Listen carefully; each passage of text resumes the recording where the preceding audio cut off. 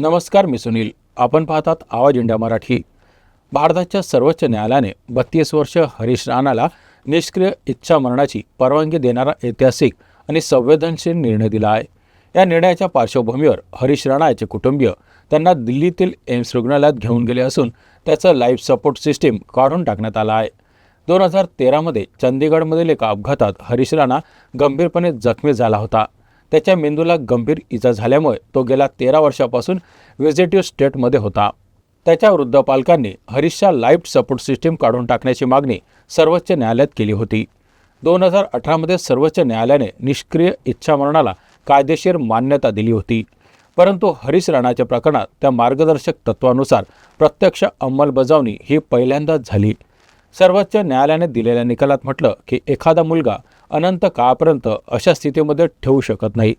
न्यायालयाने दिल्लीच्या एम्स रुग्णालयाला हरीश राणा याला दाखल करून घेण्याचं आणि त्याच्या लाईफ सपोर्ट सिस्टीम टप्प्याटप्प्याने काढण्याचे आदेश दिलेत.